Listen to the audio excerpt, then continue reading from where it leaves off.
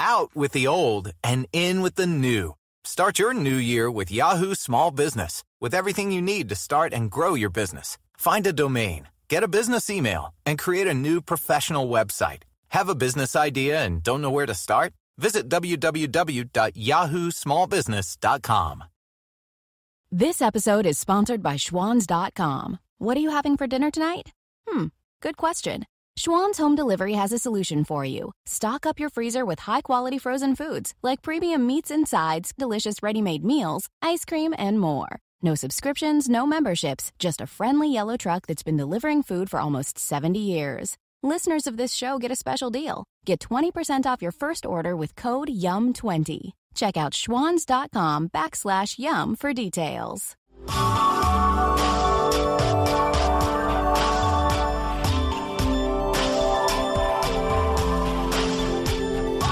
Welcome to the Beverly Hills Plastic Surgery Podcast. I'm Dr. Jay Calvert here on a pre-Christmas COVID evening with Dr. Millicent Ravello.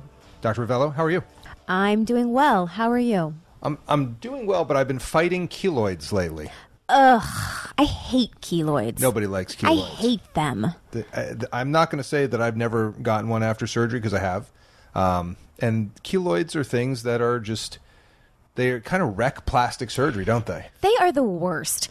So keloids, for those of you who are fortunate to never have to deal with one, keloids are basically an overgrowth of your scar.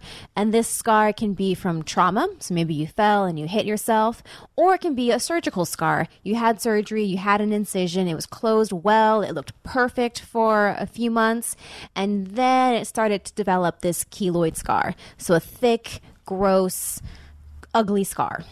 Yeah, I mean, that's the thing, is that these scars are just, they become their own entity. They overgrow. The scar tissue heaps up. It overgrows the borders of the scar of the incision, and they become these rope-like, thick, bogus tissue things. They're just awful. They really are things. And this is the typical board question that any first-year plastic surgery resident gets. It's the difference between a keloid scar and a hypertrophic scar.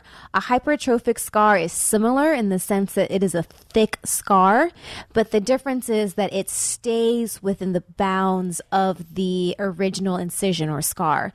A keloid scar starts in that original incision, but then it overgrows the bounds of that incision. So it becomes even bigger, heaped up, and it's a thing. It is. It's like its own growing thing. It's an entity. Some of them have their own zip codes. Like they can get gnarly.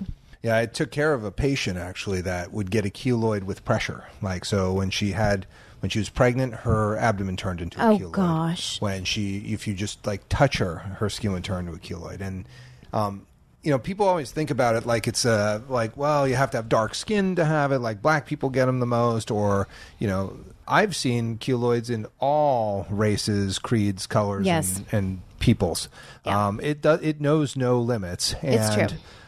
In fact, I can think of a nurse that I did a perfectly uneventful breast augmentation when I was a resident back in Pittsburgh. And, when we had done liposuction on her calves before, so we got rid of her cankles. And that's a podcast we need to talk about. Here it is. Yeah. Cankles. Cankles are awful. We'll get to that. But her lipo scars healed fine. So then she came back and got a breast augmentation, and her incisions turned into these worms, these rope-like, nasty keloids. And her breast aug was completely uneventful. So you just don't know. You just don't know. And classically, yes, it's in darker skinned individuals, and they are at a higher likelihood, a higher percentage of getting it. But that's not to say that it can't happen in fair skinned individuals. It does, just to a lesser degree. Well, in Asians, I find that Southeast Asian patients are the worst. Yeah, no, I would agree with that 100%. Southern Chinese, Vietnamese, Cambodians, Thai people, these populations get like crazy keloids. Crazy keloids. And there's differences in distribution on the body as well. So there are certain parts of the body which are definitely more prone to them.